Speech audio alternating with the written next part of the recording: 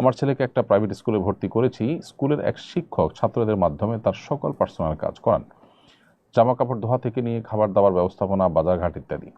শিক্ষা প্রতিষ্ঠানে তো আমার ছেলেকে কাজ করতে পাঠাইনি। শিক্ষার্থীদের মাধ্যমে শিক্ষকের পার্সোনাল এবং প্রাতিষ্ঠানিক কাজ করানো কি সঠিক কাজ? ছাত্রদেরকে শেখাবার উদ্দেশ্যে শিক্ষা সংক্রান্ত কাজ যদি করানো হয়, যেটা তার শিক্ষা রিলেটেড, সেটার কোনো শিক্ষার হয়তো প্রয়োগ, কোনো শিক্ষার হয়তো আপনার প্র্যাকটিক্যালের অংশ যদি হয়, তাহলে সেটা তো জায়েজ আছে, বলা অপেক্ষা রাখে না। আর ছাত্রদেরকে শিক্ষার সঙ্গে কোনো সম্পর্ক নেই এরকম কাজ, অর্থাৎ একান্ত ব্যক্তিগত কাজ যেমনটি আপনি বলেছেন, সেরকম কাজ যদি করানো হয় তাহলে সেটা হবে নাজায়েজ। বিশেষ করে ছেলেরা যদি স্বপ্রণোদিত হয়ে না করে এবং তাদেরকে শিক্ষকের অধীনে আছে সেই সুবাদে যদি শিক্ষক তাদের দিয়ে এই সমস্ত করান, তাহলে সেটা হবে তাদের প্রতি অবিচার এবং জুলুম।